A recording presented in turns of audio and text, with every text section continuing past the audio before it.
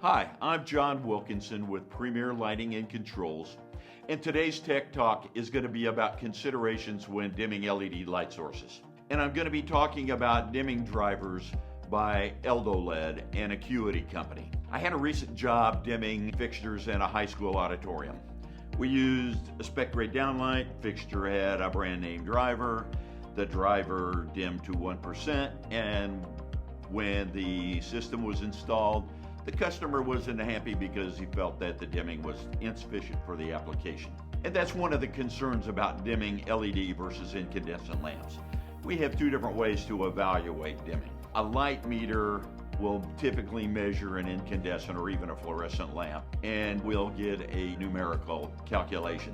But the physiology of the human eye, it impacts how we perceive dimming of LED lighting. The human eye works logarithmically, not the same as a light meter. I can remember as a kid going out to play hide and seek on a warm summer night.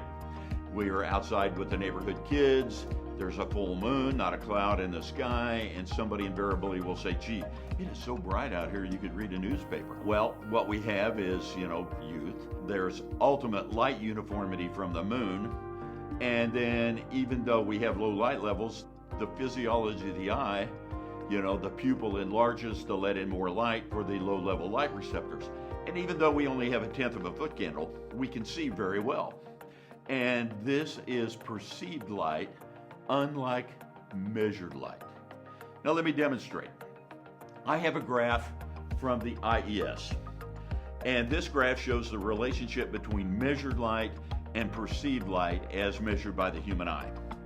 The values on the left, the vertical axis, represent light measured by a light meter. The values on the bottom of the graph represent light levels as perceived by the human eye.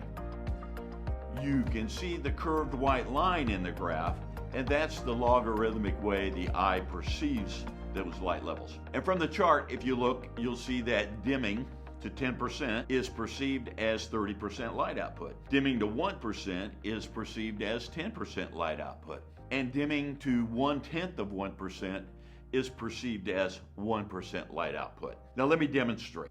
I have a device here that has two identical LED modules. On your left is an eldoLED Eco Drive that dims to 1%.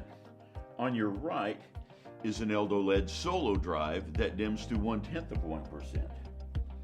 Now I turn those on, and I'll tip this back so you get a little better view.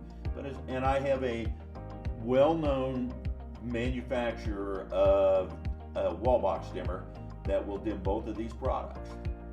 And you can see as I dim down, and eventually the dimmer on your left stops, and the dimmer on your right continues to dim to virtually, it's just barely on.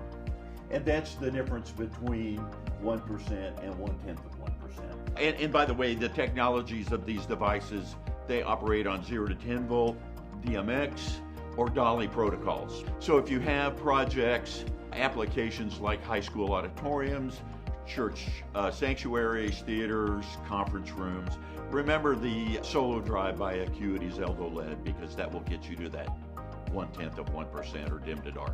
For further information, please contact your Premier Lighting and Controls representative.